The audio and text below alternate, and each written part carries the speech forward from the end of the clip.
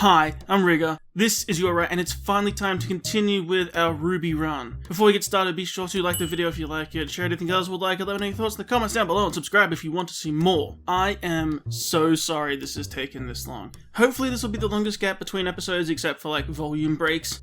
A mixture of tech issues, live stuff, and the fact that this confrontation means juggling almost every character in the show in one room, it was very daunting to work on.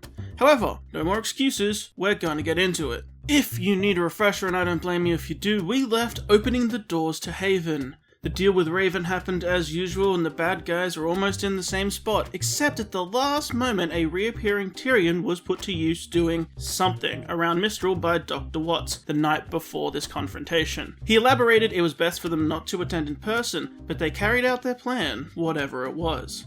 Weiss finally brought herself to face her guilt over the night of Jaune's death to Pira. She didn't know what to expect but was dreading the confrontation. However, what Pira offered was forgiveness and reassurance to help quell Weiss's self-destructive pain. Pira, who recently had faced her team over the lack of leadership amongst them and the feeling that they had lost the heart of their team along with Jaune, has now become protective of Oscar. Not only is she helping to train him, but constantly reassure him that they know it wasn't his choice to be here, and reinforcing that she will protect him. RWBY, who was ecstatic and overwhelmed reuniting with Weiss and Yang, has recovered from her long-term injury, and now after many long sessions of hand-to-hand combat practice with the likes of Pira and Ran, not only has the strength in her arm finally returned, but she feels a fair bit more confident in hand-to-hand combat and with a sword. We now return to the story, as Crow opens the door to Haven Academy's main hall and they walk in, side by side. The team move as a unit into Haven's entry hall, as Leo stands atop the balcony. Crow, RWBY, Yang, Weiss, Ran, Nora, Oscar, and Pira all stand together, unsure of exactly what to expect out of this impromptu meeting. Crow and Lionheart trade their welcomes, but Leo's nervousness can't be denied. A moment later, a shot rings out as Crow takes a pot shot at the overlooking Raven, who joins Leo and talks down to Crow about his plan. After reiterating that there is no stopping Salem, RWBY makes her appeal to Raven's heart to join forces. However, this only angers Raven, who opens a portal with the swing of her sword, and an emerging fireball knocks RWBY over. And stepping out from that portal is Cinder, Vanal, Emerald, and Mercury, who take their places beside Raven. A moment later, a giant man we know as Hazel enters and informs the room that the contingent from the White Fane is preparing demolitions on the Academy. So far, nothing has changed. Cinder begins her posturing, talking to Crow about Leo's betrayal and the usual. Crow fires accusations up at Leo as he connects the dots himself. Cinder steps forward, starting to teasingly pick at Crow even more before she stops mid-sentence. Everyone looks around confused as to why until they hear it too. There's a faint hum in the air, almost hard to detect. Just ever so faintly above the sounds of the room, there's like a frequency playing in their ears. The collective look at Cinder, and then trace her eyes to where she's looking as she seems to have spotted the cause. The cloaked and hooded Pira. The others standing in the line sense this immediate tension and begin to draw their weapons despite Crow's objections. However, in all this time, Pira has not moved an inch. There is a presence about her. Despite no one even being able to currently see her face, it's as if some great menace is leaking from the very gaps in her cloak. A silent, festering rage of hatred just seems to leak into the air. In the awkward silence, a still very confident Cinder gives an amused and curious as she tilts her head questioningly. Pira slowly begins to move at this. Reaching up, she unclasps her traveling cloak, which falls to the floor by her feet. As it does, it reveals that menacing presence is more than reflected in the figure underneath. A scowl of barely contained and murderous intent is burned into her expression. As she moves, the humming frequency changes slightly, and those realize that it's actually a faint ringing from the metal objects in her vicinity, as if Pira's pure hatred is causing her semblance to resonate just faintly with all the metal around her without even trying. However, she doesn't make a move beyond this. Her hands return in clenched fists to her side. Cinder, of course, doesn't miss a step. "Oh, it's you. Well, hello again." She smiles smugly with false affection. I do hope there's no hard feelings between us. How have you been since I last saw you? Any news? A new man in your life, perhaps? At that insult, Pira takes one half-aggressive forward step into a combat stance, and the snarl that paints her face actually causes the chuckling Cinder to pause. Oh my, we did leave our sense of humour at home, didn't we? No need for that. We wouldn't want you getting more of your friends hurt, would we? At this point, neither side really know what to do except watch. Crow repeats that everyone should stay calm. Ren and Nora look determined. Yang is keeping her eyes locked on her mother. Oscar seems distracted by Hazel, and Weiss is looking pretty shocked that this conversation is happening at all. And RWBY looks both stunned and terrified. Wait, Pira, please, we can... And RWBY doesn't bother continuing. It's clear Pira isn't hearing a word of it. RWBY may hate the situation they're in, but at the end of the day, they're still in it, and remembering her conversation with Pira under the tree that night, it would be pointless to try and stop her, so she doesn't. This situation is clearly about to devolve either way. It's at this point where Cinder's eyes narrow and she gives up her smarmy act a little. Her brows crease into a harder expression at the challenge. Didn't you hear me, girl? Do you really want to end up like... What was his name again? Shut up! It was the first words Pira had spoken since arriving, and they split through the air like a sharp, commanding knife. At getting a rise out of her, Cinder is unable to help herself but get in one more tease. Killing RWBY was her goal, but after seeing Pira, she knew she'd have to get past her first. So this was not just bravado. Provoking Pira into making a mistake seemed like a good strategy to open with, so she continues to try and do so. Why? Just what are you going to do about it? Pira stands still for a moment, before oddly relaxing. She slowly reaches to a collapsed spear, and takes it in hand. But she does not extend it, instead she passes it across to her offhand. With her dominant hand free, she reaches across her body to the hilt of Kacroel Mor's, Jaune's sword. Jaune's sword that had not seen a moment of battle since his death, even at the most desperate of times. Pira had refused to draw it even once in combat. With a satisfying metal click, the hilt came free, and its shining blade saw light once again. In a smooth practice motion, Pira drew the blade out, but rather than a combat pose, she instead flipped it in her hand, swinging her arm wide in an arc, the same motion that Jaune had swung when he attempted to take Cinder's head from her shoulders in his final moments. Pira smoothly finished the motion with a practiced precision until she was looking down the length of her arm and the blade, where it aligned with Cinder's throat across the room. Cinder's teasing question hanging fresh in her mind. I'm going to finish what he started. With that threat issued, Cinder started to scowl, but before the expression had even fully formed on her face, Pira had kicked off and was proceeding to launch herself at Cinder in an attack. She led with that big, telegraphed attack, swinging the blade wide at Cinder's head, which she easily blocked with a summoned sword. Ah! Cinder exclaimed in shock as her aura flickers. Pulling back, we see that it was bait, and she still had her collapsed spear in her other hand in its short sword form, which had been thrust forward in secret while Cinder was too preoccupied with the announced attack. It had bounced off her aura, of course, as Cinder had been prepared for combat, but in that opening move, she'd taken an immediate hit to her reserve by falling for a simple trick. Pausing to snarl, as much to herself as anyone, Cinder summons a second sword, and the pair begin to clash. High-speed collisions of slashes and parries erupt into the air. Pira, to her credit, had come up with a great plan. She too remembered their last fight, and knows that Cinder can fly. Cinder can throw fire. She can't let that happen. This approach keeps her focused on one target. It keeps her mad. Cinder thought she was tricking Pira into making a mistake, but actually it's the other way around. She's being tricked. Pira knew that attack wouldn't kill Cinder. She would be ready for it, but it spooked her enough. Now Cinder has both hands occupied with swords and is looking out for tricks. She's not thinking about the wealth of other abilities she has at hand that she could be using instead, especially since Pira isn't even using her shield in this current style. It's a dangerous play, but it seems to be paying off. Their combat, of course, triggers the room to explode into action a moment later. RWBY rushes to help Pira but is cut off by Emerald. Mercury intercepts Yang. Crow takes on Raven. Oscar sneaks away from Hazel to confront Leo. And Ren and Nora take an ill-advised stand against Hazel. Unfortunately, that's the situation, as it hasn't changed enough that they wouldn't do what they did in canon, so those matchups are currently happening. They're all pretty evenly matched. Or at least, they are at stalemates, as Hazel isn't really trying. While developments happen above the battlefield between Leo and Oscar, and Weiss is quickly finding herself struggling against Vanal.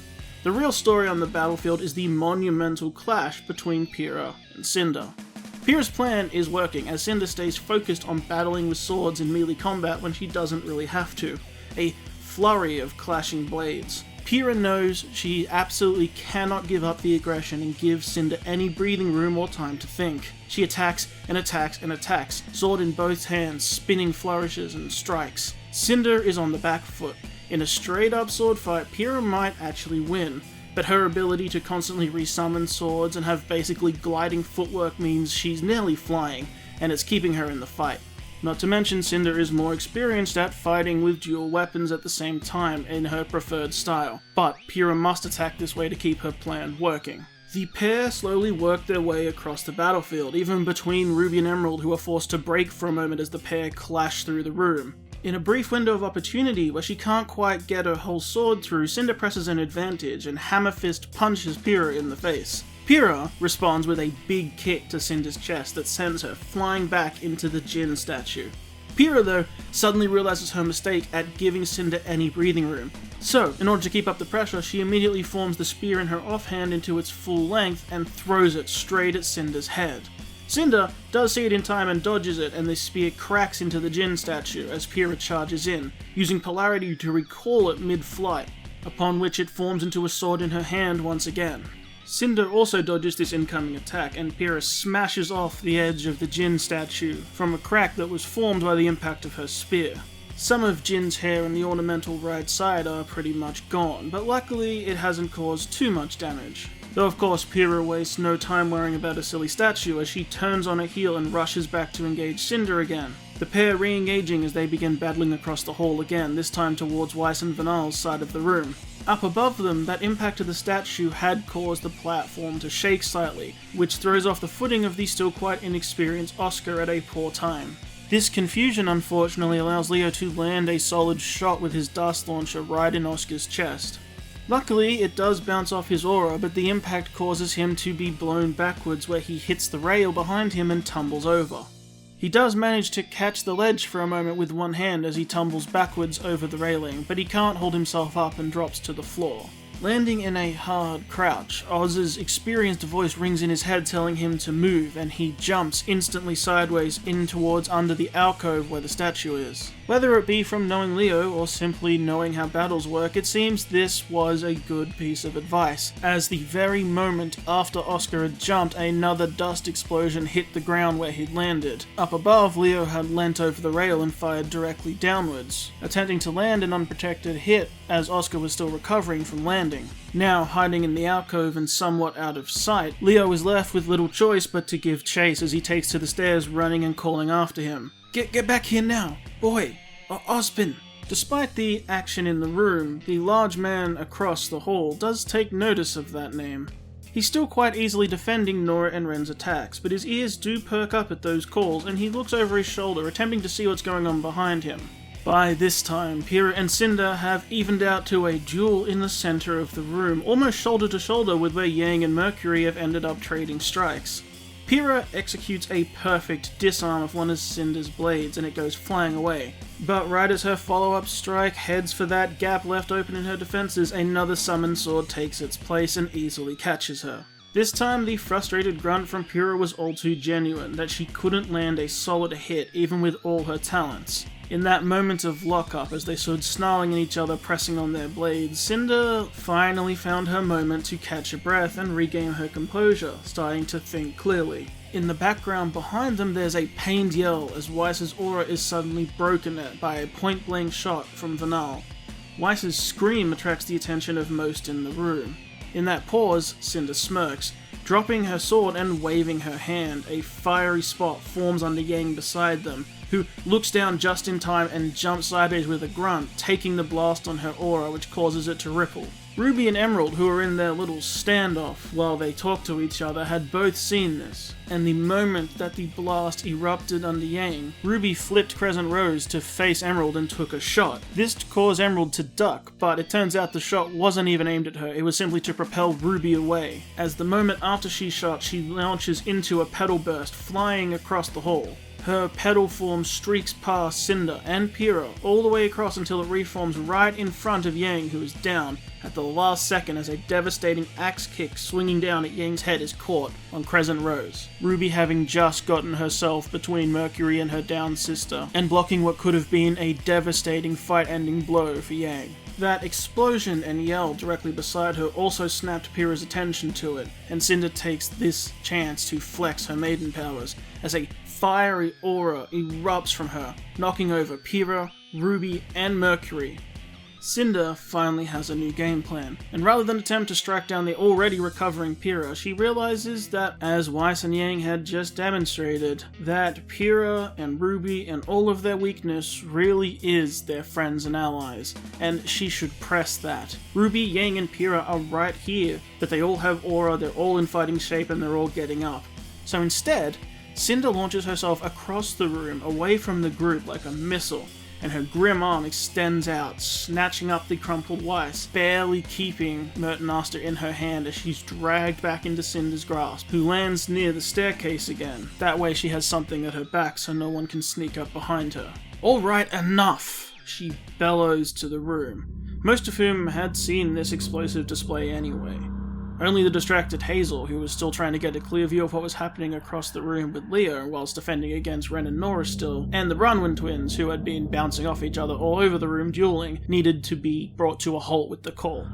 Oscar took the moment of the room pausing to leap away from Leo back towards the good guy's side and to get some distance. Outside of that though, the room had come to a standstill, the only sound breaking the silence being a whimpering Weiss. Cinder's human right arm was viciously holding up Weiss near the base of her ponytail. She held her hair gripped and twisted in her fist as high as she could raise her arm. Holding her up with such force, Weiss was on her tiptoes trying to keep her weight on the floor as it pulled against her hair, her body already beaten up from Vanal's assault. In her grim arm she formed a sword and put the point to Weiss's throat.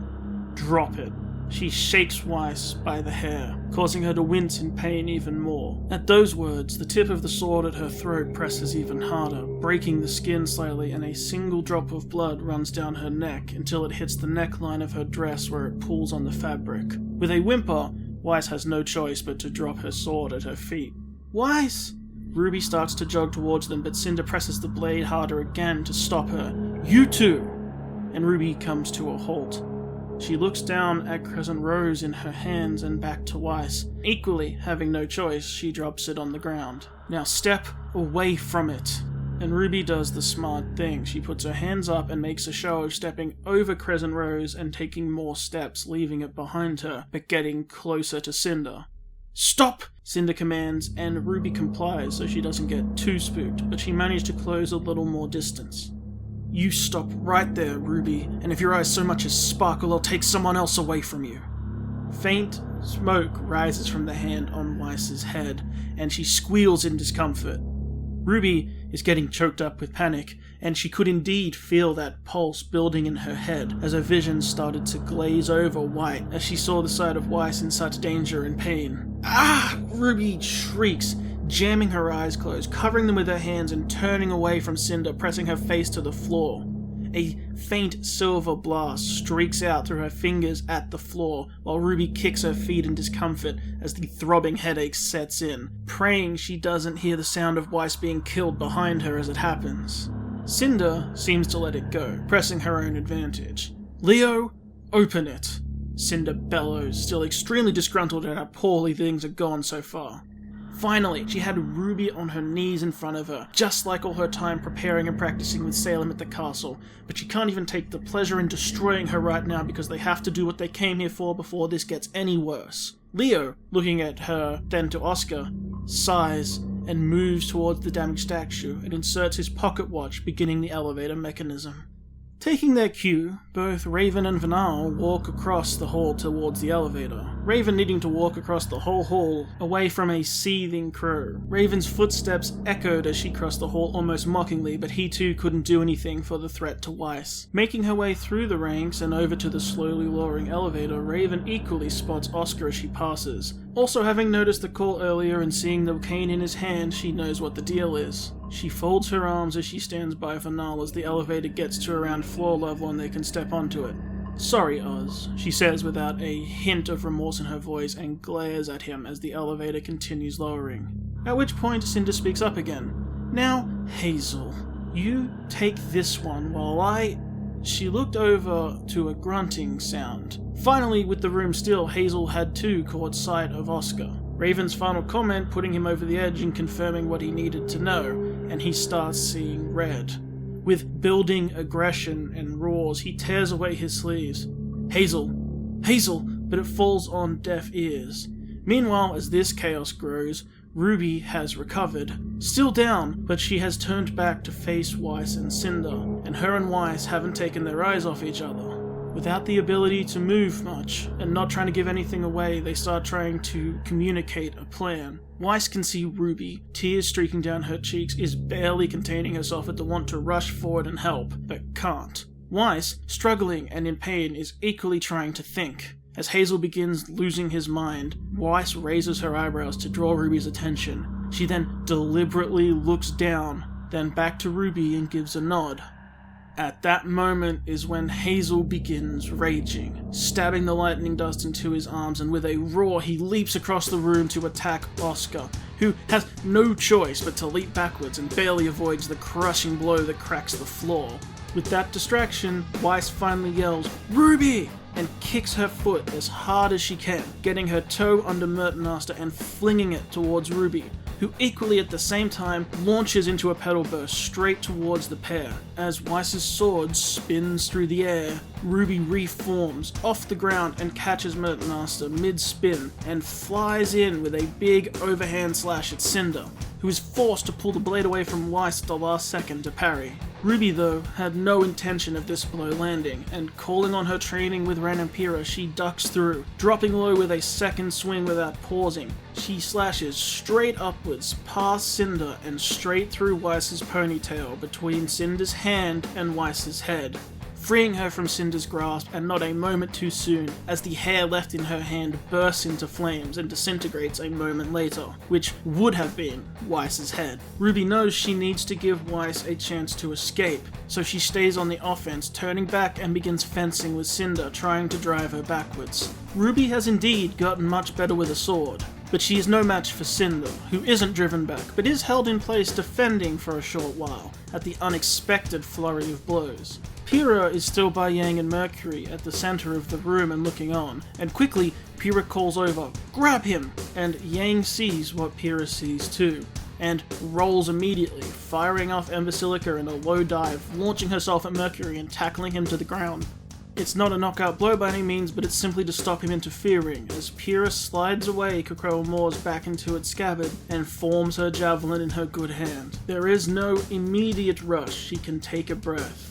As Cinder is pinned in place fencing with RWBY and not looking her direction, Pira takes aim, and with perfect form she launches it across the room, a gunshot ringing out as it's assisted to make sure there's no time to dodge it as it speeds across the hall. It sails through the air and finds its mark, flying true. With a satisfying thud, the spear pierces right through Cinder's chest and into the wall behind her. There's a pause, a beat of relief where Pira lets out a sigh in satisfaction at what she's done, and Cinder's body vanishes as the scene corrects itself, and the spear is instead embedded in the wall between RWBY and Cinder. In fact, it's obvious RWBY had taken a step back. She'd had to disengage at the last second or it'd have gone through her head. Stunned, Pira looks around furious, but spots across the hall the forgotten about Emerald staring at her.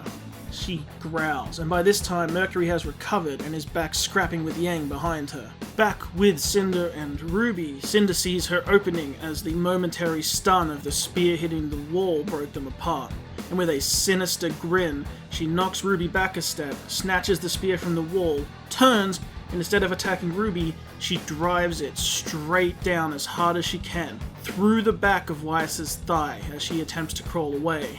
The spear pierces through the back, all the way through the other side, and pins Weiss to the floor as it goes in, punching through the wood below. Weiss's shriek of pain is ear-splitting and shrill, as she suddenly can't move anymore. Even more distracted, RWBY is halfway through turning back to Cinder when a blast of fire goes off in her face and she's forced to recoil, her aura taking a big hit and giving Cinder plenty of room to move. Murdering them would have been nice, but this distraction will help her much more. As she finally has room, Cinder turns to face the hole and leaps down, disappearing into the blackness of the vault below as she chases Raven, Vinal, and the relic. Off to the right-hand side of the battlefield, Crow is desperately attempting to save Oscar from the onslaught of the raging Hazel, which will continue in its usual fashion, to Hazel explaining his backstory to Oscar as usual before Ozpin takes over to fight him, while Nora and Rand sprint to help RWBY. RWBY, who is attempting to dislodge Weiss from the floor. Pira assesses her situation and trusts Yang to handle Mercury. So, once again she draws Jaune's sword and runs to chase after Cinder, her eyes on the elevator shaft down to the vault, but suddenly stops dead in her tracks as Jaune steps into her vision. She falters, confused and shocked. Jaune's expression is sad as he reaches out a hand to Pira, before vanishing and Emerald comes flying through the illusion. Pira snaps out of it just in time to get her sword up to block, her logical mind quickly catching up with her a moment later, and that won't work twice. As Pira blocks the attack, she then gets flashes of her fight with Penny, and the sword illusions in Penny's body. Her anger overtakes her once again, but this time directed at Emerald, as she starts slashing through her, since she'll have to get through her to get to the elevator anyway, as Emerald seems hell-bent on protecting Cinder. Down in the vault, Raven and Vinal had arrived, the vault having lit up in response to a Maiden's presence. They stand in front of the door, side by side. Silently, Cinder lands in a crouch, anticipating an attempt at betrayal anyway, and wary of a potential trap laying at the bottom of the shaft for her. Looking up, she sees the pair standing at the entrance to the glowing door as it starts to make its first move in unlocking. They've already opened it. The pair stand unsure of what will await them when it does open, as the clockwork mechanisms begin to move as the process of opening begins. Just as Vinal's shoulders relax standing at the door, thinking their mission may go off without a hitch, and the first signs of light peek through from the very top of the doorway, she lets out a gasp. Raven looks over curious, and then suddenly Vinal is violently ripped backwards and out of sight. Turning to see what had happened, Raven sees an enraged Cinder crouching across the room, her snaking, grim claw embedded in the spine of Vinal as it drags her body the last few inches towards her. Knowing she doesn't have long, Cinder presses her claws into Vinal's spine as she lays helpless face down on the floor. "Give it to me," she growls, and she forms a sword in her offhand, keeping her eyes on Raven across the room. Raven was indeed slightly shocked, and it did take her a moment longer than usual to respond, but she does launch from the doorway, firing herself across the room and racing at Cinder. Raven's katana slashes towards Cinder, and she gets her blade up just in time to block it, as the impact of Raven drives Cinder's back into the elevator shaft behind her, pinning her up against the wall with her blade inches from Cinder's throat. Despite her compromised position, Cinder smirks right in Raven's face and looks down to the floor behind her. Raven equally glances down beside her to see the last bits of life drain from Vinal's body as she stops scrambling against the floor, Cinder's outstretched claw still in her back. As they stand with blades locked, the cruel smirk on Cinder's face refuses to leave, and there's a pause. Nothing. Suddenly, confusion crosses Cinder's face as she looks back to Raven, whose expression doesn't change, but her eyes catch fire. "You bitch! Cinder flares her own powers, and Raven stumbles back, prepared for a clash, as Cinder's sword swings at her and the two begin their duel in the center of the vault. All the while, the door continuing to open behind them. Back up top, RWBY, Ran and Nora have managed to dislodge Pyrrha's spear from the floor, keeping it in Weiss's leg, and they carry her to the far off side behind a pillar to try and keep Weiss out of danger. Unable to sit up properly, Weiss lays on her side, defeated, choking back tears and her face set in frustration and pain, hearing all the battles happen around her. RWBY and the others too clearly look around, worried for their friends still in battle just as much as Weiss. Go. Weiss looks up at them. We're not leaving you like this. Yes, go. It won't do any good protecting me if everyone else goes down too. RWBY looks to the others for their opinion. Ren looks out at the battlefield. You guys go. I'll watch her. RWBY nods and turns, and pedal bursts again immediately away towards her discarded scythe on the floor, picking it up and continuing at a quick run to rejoin Yang as the two start to double team Mercury. Pira equally has Emerald on the ropes, who's only staying alive due to her constant use of her semblance and distractions, while Pira continues to see red and attack. Nora, meanwhile, decides that she needs to help Oscar, and she leaps in towards the Hazel fight, who catches her and delivers his usual message as he electrocutes her. However, this will backfire as she will launch him through the wall. This takes us to outside after Hazel is thrown through the wall, as Adam is surprised by Blake's return. They trade their lines as the forces from Menagerie appear. Adam's rage builds as the scene is suddenly lit up from above as the spotlights shine down from the police airships. Ren, Hazel, Adam, Nora, Oscar, Crow, and everyone who can see suddenly gazes upwards as the lights shine down over the scene, even inside the building. The heroes inside seem to have most of the villains on the back foot, and help has arrived. Over the loudspeaker rings out, Adam Taurus, this is the Mistral Police. Stand down. And, right on cue, Ilya also appears, having defused all the explosives on the tower. Adam growls and charges Blake, who sidesteps him and knocks him down, at which point Adam gives his usual order to fight back. As gunshots start ringing out across the courtyard, we zoom out to the far distance, where it turns out someone else is watching through binoculars. It's Dr. Watts, and at his side is Tyrion, looking on from atop a parked airship on the side of a mountainous part of the forest, just far enough away to escape notice with all the commotion. Even without the binoculars, it's still easy to see these circling airships all lit up with spotlights and hear the sirens and gunshots ringing out. Watts looks smugly over to Tyrion. You see, I knew she'd blow it. It was supposed to be quiet, avoid attention, and now every cop in the vicinity of the school is waiting to arrest them all. Exactly as I predicted. When you're right, you're right. Luckily, some of us are capable of planning ahead. If they'd managed to destroy the communications tower, this wouldn't be possible. So as far as I'm concerned, this is entirely their fault. But, since you put in the legwork, would you care to do the honors? Watts holds out his scroll with one big red button on the screen towards Tyrion, who laughs maniacally. Gladly. Tyrion reaches out and presses the button on the screen. Cut to a small device covered in shadow that suddenly lights up with a beep. We pull back to see it's in the tail of an airship, in a police hangar. Suddenly, we hear more beeps going off. Cut to another, and a different hangar, where more beeps continue going off. These are the locations Watts told Tyrion to break into. The 4 closest police hangars housing airships to the school, where he snuck in small bombs on board as many as he could.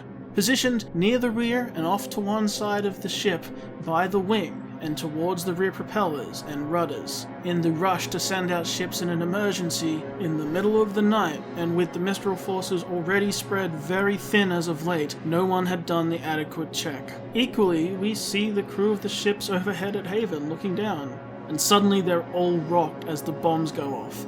In the hangars all around Mistral, explosions go off too. Likely, those aren't big enough to hurt anyone, but they do disable any reinforcements from coming. But above Haven, fireballs pop into the sky as the ships are rocked. One wing alight as it starts being eaten by fire, and the propellers at the rear stop spinning. These ships beginning to pitch and roll in the skies violently, before they quickly start losing altitude. One careens off nearby and explodes just outside the school grounds. We see Carly on her ship as it's also rocked and starts winding out of the sky. It's heading straight for the communications tower, but the pilot manages just to miss and swing it around. As it careens down, we see Callie look around in panic before committing and leaping out of the open door, moments before the entire ship collides with the ground in the middle of the courtyard and splinters into a fiery wreck. Kira, on the ground, looks over in panic. Callie! And he begins running towards the crash. But as he approaches the wreck, the third ship above pitches violently to the side and crashes into the front of Haven Academy in a fiery explosion, causing everyone to flinch and turn away. Inside the building, no one knows what's going on. They hear explosions before suddenly the entryway seems to explode, detonating the entire right-hand side of the front of the building.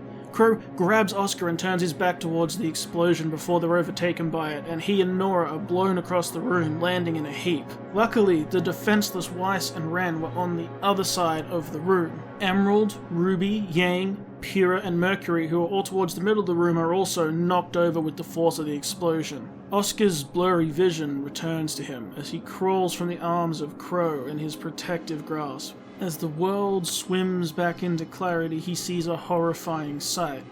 The gigantic, silhouetted frame of Hazel has returned to the entryway, making his way back in the building through the flaming hole in the front of it, seemingly unharmed. He makes his way towards Oscar, stone-faced. Pira equally is picking herself up off the ground. She sees Emerald, who is beginning to stir but is still down. She glances from Emerald to the lip of the vault's entrance. Looking back, seeing Ruby and Yang both getting up, she figures they can handle Emerald and Mercury. This is her chance. And she picks herself up and begins running, sword in hand, towards the entryway to the vault. Right as she gets to the lip and is prepared to jump, however, she hears a cry of pain from beside her. Looking over, it's Oscar.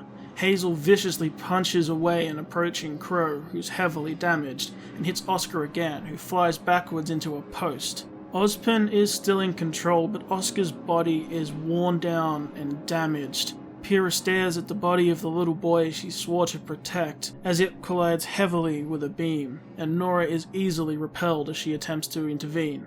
She looks down to the hole at her feet, where flares of light are flashing at the bottom of the deep shaft as war rages on in the vault. Oscar ducks a fist that cracks the pillar behind him as he's shifted into a corner now with nowhere to go. Hazel raises a hammer fist, roars, and then brings it down. It collides and suddenly stops. Jaune's shield. Pira keeps her word, abandoning her vengeance for now to keep her promise, as she barely manages to stay on her feet under the enormous blow delivered by Hazel. But she holds it. She stands under her shield and keeps him at bay. Oscar takes this cue to duck away as Pira begins slashing at Hazel with her sword, giving him room to escape, as Crow and Nora begin picking themselves up in an attempt to rejoin her. Down in the vault, this sword fight between maidens rage, though Cinder is struggling significantly more than usual after being worn down heavily by Pira. The door to the vault is open. They can see the desert beyond, but neither has the opening as they stay at each other's throat. They clash over and over again as energy escapes around them and starts rocking the room and the entire chamber. The stalactites begin falling from the ceiling as they fly up to battle atop them. However, as they crash back down and hit the floor, Cinder's aura is flashing, and she looks around the room for the seemingly vanished Raven in the dust cloud. She can't see her then. Yeah! She cries out and extends her grim arm across the chamber, catching the little black bird that was attempting to fly through the vault door. As it's grabbed, the bird transitions back into Raven, with Cinder's claw wrapped around her leg. She pulls out her katana and stabs it through the grim arm, forcing it to let go and recoil as she rips the blade out again. Raven scrambles through the door into the sand, heading for the lamp, before she's tackled from behind by a flying Cinder as they crash into the sand and start scrapping on the desert. Cinder uses flames to burst from the ground, and Raven throws icicles that fly through the sand screen left by those explosions as they start trading Maiden attacks. This not working, Cinder tries a sneaky tactic, grabbing around Raven's ankle with her grim hand, which trips her up. But as Cinder leans over her to deliver the killing blow, Raven flicks sand in her face before tackling Cinder to the ground. With a heavy punch, Raven rolls on top of Cinder, getting into a mount, and begins throwing hands at Cinder's face, delivering punches, devolving this great fight between all-powerful maidens into a scrappy fist fight in the sand. Cinder covers her face as best she could, but does take hits as they come pounding down, and a very mean shot to her cheek that cracks her mask does knock out Cinder's aura. However, at this, Cinder panics and brings her hands together, letting off a blast of just raw fire in Raven's face, and Raven is forced to retreat backwards, launching off Cinder, returning to bird form to get some distance. Cinder snarls, gets up from the sand, and grabs the lantern off the pedestal beside them. But turning back, she sees Raven standing in the doorway back to the world. She still has embers licking at the edge of her hair and the edge of her clothes, but she's standing there nonetheless. Cinder has the relic, but she still has to get past Raven to get away with it, and Raven has the aura advantage. Out in the courtyard above, Blake and Sun are pulling themselves to their feet after the ships exploded around them. Adam, who they were fighting, seems to be gone. Over the commotion in the yard, Blake hears a familiar bellow. "Carly!" And Blake sees Ghira's huge form lit by the flames of the wreckage in the middle of the courtyard as he throws bits of debris aside looking for his wife. "Mom!" Blake gets up and Sun is on her heels as they too run towards him to help. As they approach, Sun detours to a member of the Mistral police who is scrambling to get out from some flaming wreckage, and begins working to pull him free. This allows Blake, seeing no one else who needs immediate help, to leap into the wreckage by her dad's side and also start looking around. "I can't find her!"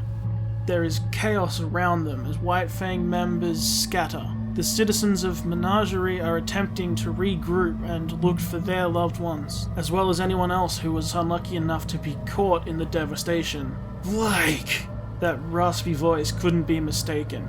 Blake sees through the flames a figure in the distance with a sword drawn. "Adam?" she says to herself, which gets Ghira's attention too. However, to their horror, they see Adam haul a figure from the floor in front of him and hold them up. "No!" She runs forward, leaping over the fire with Ghira close behind. From off to their side, Sun rejoins them as the trio arrive but are forced to halt about 10 feet away from Adam. There's blood leaking from his forehead, his mask is cracked and he's clearly quite damaged, and the half-limp person in his arms is who they feared, Callie, barely conscious and heavily injured. Adam's arm is tight under her throat, hauling her up and keeping her weight as the tip of his sword presses into the other side of her neck. Ghira steps forward with a growl, but Adam aggressively pushes his sword towards Carly and he's forced to halt. "Belladonnas! You're nothing. You're filth. Traitors! You ruin everything!" "Adam, stop! Please!" Blake voluntarily throws her sword down in front of her and steps forward, hands behind her head. "Don't! Take me!" Adam growls, struggling to keep up Carly's slumping body.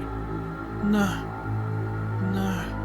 Carly is mumbling with her hand stretched out towards her daughter, trying to stop her. Blake takes another step closer, halfway across the gap to him, while Ghira and Sun can't move. "Take me, Adam. I'm the one you want. Let her go. Don't tell me what I want. I want what's best for us. All of us. Faunus. And you ruined it. This is all that matters, and you take it away from me. Maybe I should take away something from you." He's clearly very agitated as the three start throwing up their hands. No, don't, they say in unison. "Run. Go." Callie's still reaching out to Blake, trying to get her to back off. "Everyone stand down!" as vehicles and squads start arriving that were slower than the airships. Cars, trucks, and any reinforcements who they could get were frantically being called, and those forces have now arrived to the edge of the courtyard behind the trio. At that interruption, Blake gasps in panic, glancing behind her to all the sudden movement across the courtyard and then back to Adam with pure fear. At that moment, Adam actually calms for a second as he chuckles. "Well, I did make you a promise." "No!" Blake locks eyes with her mother for the briefest moment as Adam pulls back from Carly, holding the back of her collar at arm's length, before driving his katana straight through the back of her chest and out the other side. The whole scene is in silhouette, lit by a mix of fire and floodlights as her scream rings out along with Blake's and a roar from Ghira. As quick as he'd done it, Adam drops her and runs into the darkness behind him into the forest to escape. The three of them go to give chase, but they all give up, reaching Carly as she's gasping for air on the ground. Adam knew what he was doing, knowing she wouldn't die immediately, and they'd stop to tend to her, which they do. Blake slides in by her mother and cradles her head. "Mom? No!" Carly coughs, but makes an effort to take the pain off her face and smiles sweetly at Blake. She puts her hand on her cheek before pulling her into a soft hug, or as best as she could manage.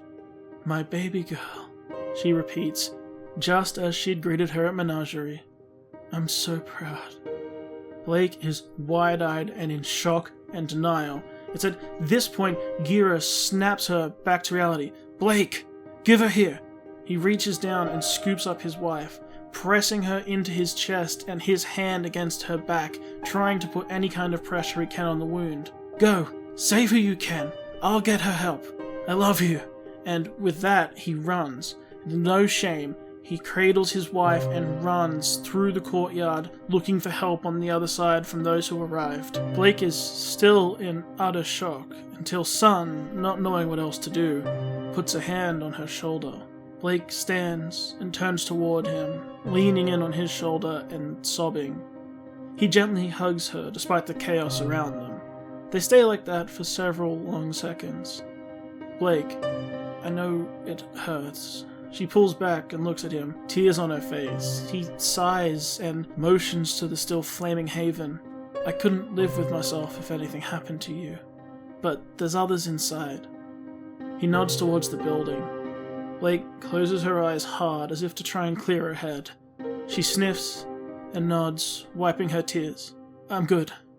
"No, you're not." "You're right. I'm not. But we have to help anyway."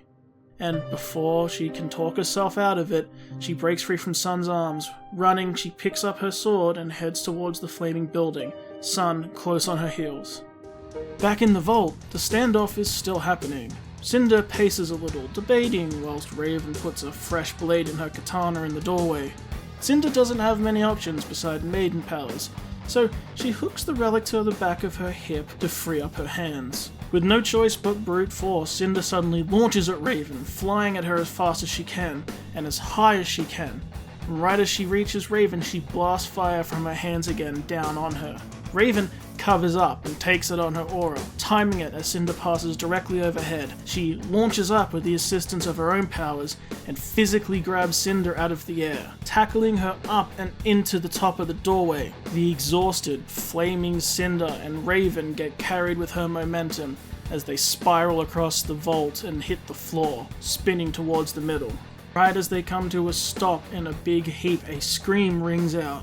Pulling back from the pile, Raven stands up to show a raging Cinder pinned to the ground through her hip, with Raven's katana stabbed into the floor below it. A fitting payback for what she did to Weiss, though Raven didn't know that. Cinder is flailing around in pain, eyes raging with fire and anger.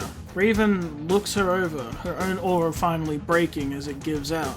Blood is quickly forming to pool under Cinder, and Raven realizes that this is over. One hand on the hilt of the blade, keeping it pressed down, and she raises a palm towards her, an icy blast forming in the center, about to send spears through what's left of Cinder. "You are stronger than you look, but not strong enough." Cinder meets Raven's cold gaze, snarls like an animal, and with a grunt of frustration, fire suddenly launches from Cinder's feet as she pulls away with an eruption of flames. Raven is forced to shield her face with the hand she was about to blast Cinder with, but she keeps her other hand pressed firmly down into the sword in the floor. However, Cinder pulls free of the sword as it slices the rest of the way through the outside of her hip, and she flies away, a screaming ball of rage that shoots up the elevator shaft to the vault. As she disappears, Raven actually smirks and looks down, and there, pinned to the floor on the katana through its handle, is the lamp that was on the back of Cinder's hip she had stabbed through. Cinder may have gotten away, but she did not get what she came here for. Up top, a mix of emerald, mercury, but mostly Hazel is scrapping with the heroes, throwing shots and illusions around. Everyone is exhausted, except for Hazel. Crow, Pira, Yang, and RWBY were all doing their best to fight them. Oscar is basically staying on the run and keeping moving to draw Hazel's attention away from the others, while Ren does his best to guard the defenseless Weiss, trying to move her back towards the opening and maybe into the courtyard where help is arriving. RWBY defends a kick from an illusionary Mercury who vanishes as Emerald circles in to strike at her with her sickles. But suddenly, Emerald is blown away as two of Sun's projections appear and explode, pushing her back. Similarly, Yang is fighting the real Mercury, and when she blocks a kick up high by her face, suddenly he is ripped sideways as Gamble Shroud wraps around his leg and drags him off to the side. He does manage to flip and get out of it pretty quickly, but it does herald the arrival of Sun and Blake, who are in much better condition physically than the rest of them at this point. Yang looks over and sees Blake, lit by the flames of the doorway at the entrance, and is stunned. RWBY is back fighting Emerald, and Sun moves in to intercept Mercury as they start dueling. Gun chucks versus gun legs. This slight pause in the action gives Yang and Blake this moment to share a look. However, that moment passes as Blake has to dodge a stray shot from Hazel as the dust blast tears through the opening, and thus Blake heads in to help assist Crow and the others with trying to subdue the raging and powerful Hazel. Yang shakes her own head clear and turns to go assist, seeing Sun locked in combat with Mercury. However, both she and Sun have to take a step back as Nora is physically thrown across the battlefield and hits a wall behind them, thrown by Hazel. Her aura shatters and she goes down. Sun immediately turns and runs towards Nora, trying to grab her and take her over towards Ren and keep her safe. Seeing a break in the action, RWBY yells over to Yang, "Go!" and points over towards the elevator shaft. Mercury attempts to re-engage her and stop her, but is yanked backwards. Yang looks back to see what it was, and it was Pira tripping up Mercury with polarity just enough that she could catch up to him and engage him in a duel of her own. This frees up Yang to commit to heading over to the elevator shaft, though right as she gets to the edge and prepares to jump, a raging, screaming, flaming ball bursts from it as Cinder flies up out the top of Haven Academy through the ceiling and into the night sky. That of course gets everyone's attention and only serves to make the structural integrity of Haven's main hall even worse. However, they don't have time to dwell on it, as Yang commits to jumping down the hole while everyone else squares up to fight again, except Emerald, whose eyes linger on the ceiling. Down in the vault, Raven is catching her breath and pulls her sword from the ground. Without even bothering to clean the blood from it, she sheathes it, dealing with that later, instead looking down towards her prize. But right as she reaches down to grab it, Yang hits the bottom of the elevator shaft and stands. Raven pauses seeing her daughter. Yang approaches and they'll go through the same back and forth as usual, though now when they talk they actually circle the lamp itself on the floor, and Yang has both arms. Back topside, it's clear the villains are starting to lose pretty badly, particularly with a stunned Emerald. Leo has abandoned his post by now and run away. Moments later, the vault elevator reappears, with Yang atop it, relic in hand. It quickly becomes apparent to them that they need to escape.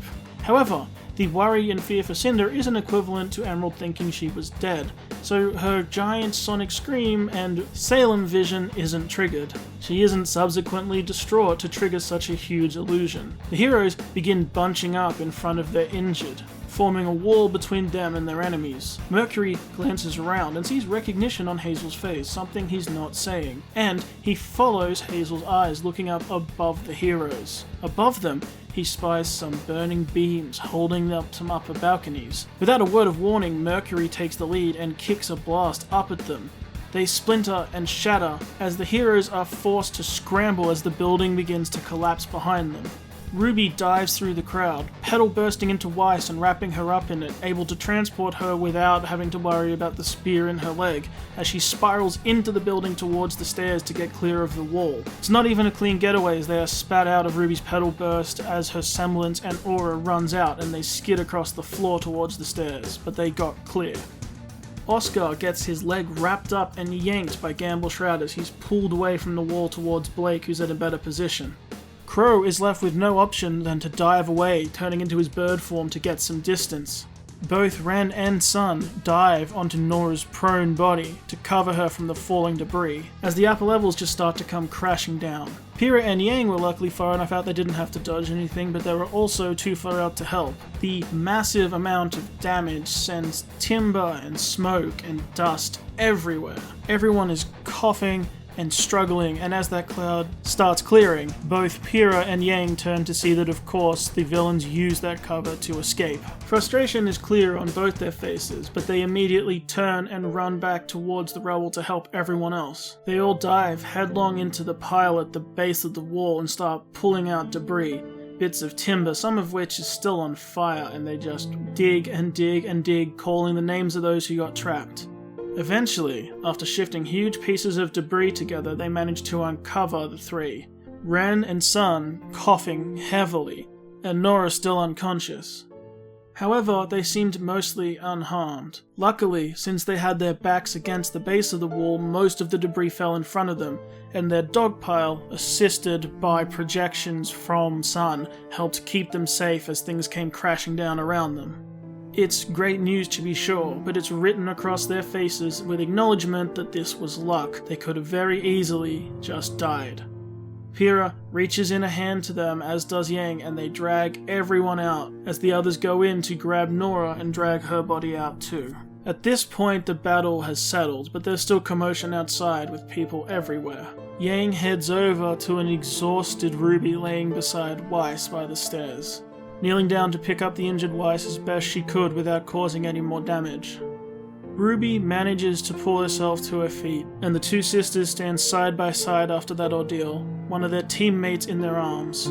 Yang does also meet eyes with Blake across the way as everyone is recovering, but for now, everything will have to remain unsaid as rescue crews start pouring into the openings to the building, checking for any more enemies and scrambling to help the wounded. Out in the forest outskirts, Mercury, Emerald, and Hazel are running through the trees. Mercury's scroll goes off, and without stopping, he pulls it out and checks it. Up ahead and to the left, he says, and the other two follow the path that's been indicated to them. Cut to Leo's office, where he can hear the commotion outside, and he runs to escape, but is once again killed by Salem and her seer. Back to the villains, who are still running as they clear the trees and come across a small ship sitting and waiting for them. Standing by the entrance is a smirking Dr. Watts, and Mercury spies a maniacal-looking Tyrion smiling at them through the windows from the cockpit.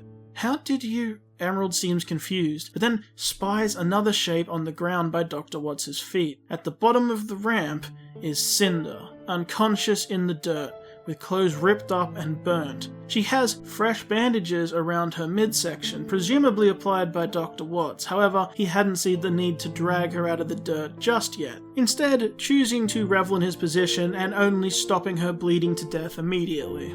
Cinder! Emerald sprints forward and cradles her, before shooting a look of disgust at Watts, who just smirks and shrugs. Emerald does her best to pick the unconscious Cinder up under one arm and drag her up the ramp onto the ship. "You'll just have to thank me later," Watts chuckles, and follows them on board with the others, and they take off into the night. It's at this point the credits start to roll, but we don't go to black screen, we cut to a silent montage. Once again, we return to the hospital, where once RWBY had been admitted for her sting, except this time we see Weiss slowly waking up in bed. Before she's even grasped what's going on around her, she's wrapped up in a big hug by a smiling RWBY. Wincing, but with a huge smile, she pulls back to see those around her. Crow smiles, Oscar gives an awkward wave, Sun gives a thumbs up, and Yang smiles. Nora, still wearing some bandages around her head and shoulders, perks up with her own smile nonetheless, and behind Nora with his hands on her shoulders for support is Ren, who also gives a faint, warm smile. Blake is noticeably not here. Outside the very crowded room is Pira, once again sitting in the seat where she was after contemplating RWBY's near-death experience. Lost in her own world of concerned thought with her head down, she's surprised at the tap on her shoulder. Looking up, it's a doctor who is very preoccupied with a clipboard. Without even looking at her, he hands her back her spear that she had been carrying after they'd removed it from Weiss's leg. He hands it off and keeps walking, obviously very busy with other things to do. Pira collapses it and looks at it in her hand, looking over its shining blade, freshly cleaned and sterilized. She glances from it through the crowded window to Weiss's room and then back again to it, hanging her head and seeming in shame. Cut to an overcast afternoon. The sky is grey and miserable. In a wide-open grass courtyard there are assembled Mistral soldiers. Pulling back, there are rows of caskets covered in flags, some for Mistral and some for Menagerie. The soldiers stand in formation and give honours and respect to the assembled dead. A fancy man wearing a lordly gold chain approaches and walks up to the crowd of onlookers on the other side assembled across from the military. Banks and banks of people from Menagerie and Mistral here mourning their losses. He walks up to a big man in the front, it's Gira, and hands him a box, inside of which is a huge gold medal in the shape of Mistral's emblem with Carly's name written on it. The man nods to Gira respectfully and leaves him to his mourning as the soldiers take positions and begin firing a salute into the air. Panning across, only illuminated by cracks of shots being fired in time, Blake is beside her father, her head down in tears. Beside her is Son, Ilya beside him. Next to her is Ruby. Off to Ruby's side is Weiss, still with disheveled shoulder-length hair roughly cut and in a wheelchair with a heavily bandaged leg. Oscar stands to her side. Behind that front row we can see Ren and Nora and Pira, and off to the far end, Yang. Everyone respectfully has their head down as the salute continues. Cut to afterwards as the crowd is dispersing. Gira is still by the caskets talking with people, while Blake has clearly wandered away to get some air. In the background you can see Sun watching her, but equally giving her room. She stops as someone stands before her. It's Yang. The two look at each other. We're still in a silent montage, the music's still playing. This obviously isn't the reunion either of them would have chosen. Yang approaches, taking a step forward, and it's clear she tries to say something, but fails. Blake seems at a loss of what to do and is overcome with grief. With a look of defeat, Yang looks over to the assembled coffins, and then back to Blake, and without a word, she steps forward and hugs her. It's somewhat awkward at first, but we see Blake's face have some confusion before she just relaxes into Yang's shoulder and starts crying. We leave the pair standing alone as Blake cries into Yang's shoulder in the middle of the field. End credits. There is one more scene. We see a wrecked haven. It's no longer on fire, but there is still some debris around, although a lot of it is being cleared. There's police tape up everywhere. The scene is swarming with cops and fire crews and anyone else who's trying to clean up and help and figure out what happened. A woman approaches the police line. She flashes a badge from her pocket, and those standing guard let her through and even raise the tape for her to duck under as she walks in. She has a long grey trench coat, dark hair pulled back into a ponytail, looks like a professional detective. She walks around examining the scene, picking her way inside. There's old blood on the floor, marked with evidence signs, tons of debris and dust everywhere, especially inside the building. The statue is in place, though quite damaged. The woman glances around, taking her time, walking across the big hall. Eventually, she makes her way to the rubble from the collapsed wall.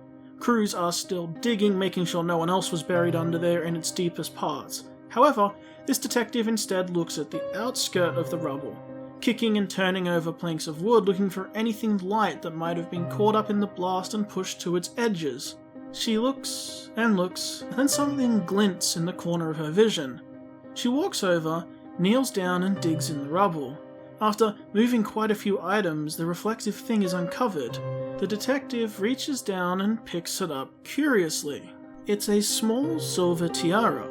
It's Weiss's tiara. It had been knocked loose sometime after Ruby cut her hair and everything was going on and there was a huge battle just forgotten about and left behind. The detective stands up as someone calls out to her from behind. Quickly, the detective tucks away the tiara inside her coat before turning around. She approaches the questioning man and smiles at him and shrugs and makes her exit. She leaves through the police line again as they hold it for her, and she nods in thanks to those there who cleared the way for her. She walks away from Haven Academy. However, once she's down the road away and away from prying eyes, she reaches back into her coat and takes the tiara back out again, examining it. She looks it over and then puts it away again with a cruel smirk. Looking back up, the detective suddenly has heterochromatic eyes of pink and brown and skips away down the road into the city.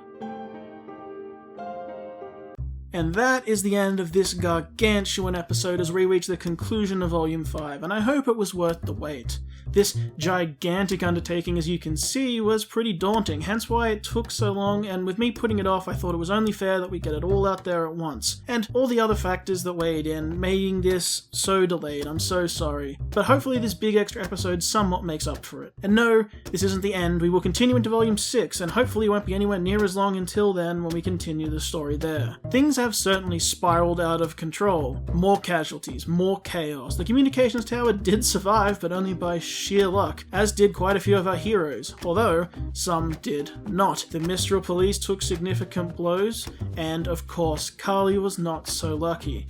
Adam kept his promise and has removed one more person Blake loves. It seems that even with her failures, Cinder is heading back to Salem this time, though not by any choice of her own. The team managed to capture the relic still, but how are things between them? Blake is obviously distraught at the loss of her mother. Yang and her haven't even got the chance to talk. Weiss is injured, Nora is injured, Pira keeps her word to protect Oscar, but that meant missing her chance to kill Cinder. Plus, it also seems like they may have an old acquaintance on their tail. What happens next?